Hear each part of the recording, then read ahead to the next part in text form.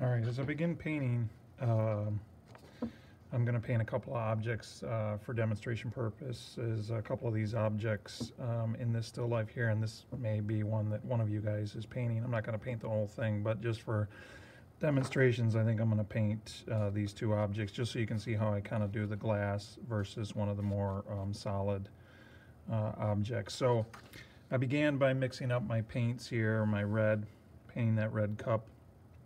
And so to get the red, I started with alizarin crimson, or the naphthol crimson, sorry. And then I dulled it a little bit with a green. Green is the complement or the opposite on the color wheel, so it has a dulling effect.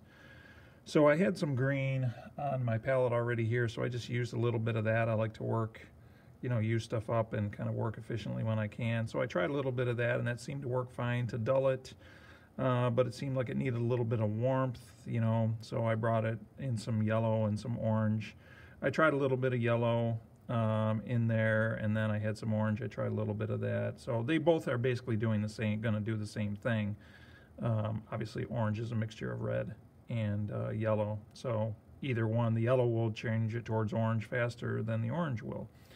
So I switched from yellow to orange just because I didn't want to make a drastic change. I just wanted to give it a little bit of warmth, and even if that didn't look right, once I start painting it and once I get done painting it on the canvas, I may find out that it needs some more warmth. And what I could do is I could always glaze do a transparent glaze of a very thin orange over top of it, or a thin yellow over top of it, to give it sort of a warm glow. Because in this painting, there's or in the still life photo, there was a warm incandescent light bulb shining on it, so there's sort of a warm glow to it. So if it feels kind of cool after I get it on there, sometimes you don't know until you get it on the canvas, and that's the beauty of glazes. It's almost like photo filters. You can paint a transparent glaze over the top to alter the color a little bit.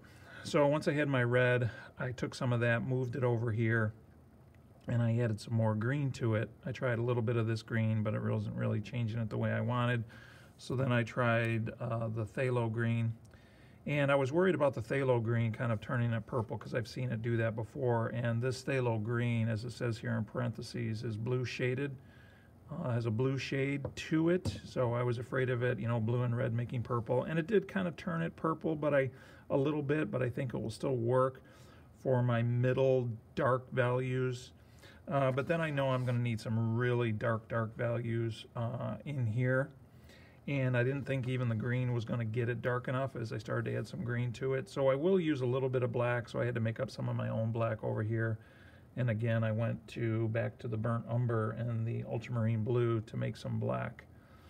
So I have a little bit of that over here if I need it to either add to my red, or perhaps just glaze some black or dry brush some black in over top. I'll probably add a little bit of red to it just to give it that little bit of, I don't like black. I try to use black as sparingly as possible just because it's so harsh and so colorless. I like to have a little bit of color. So I like, whenever possible, to use another color to darken my color, so it doesn't just, when you look at these photos, and there is a lot of black in here, but to make a painting a little more interesting in terms of color, it's good to always try to attempt to use darker colors, a lot of times the complement or the opposite of that color, to make things dark. But if you have to use a little bit of black, that's fine, but don't use it too much as a crutch.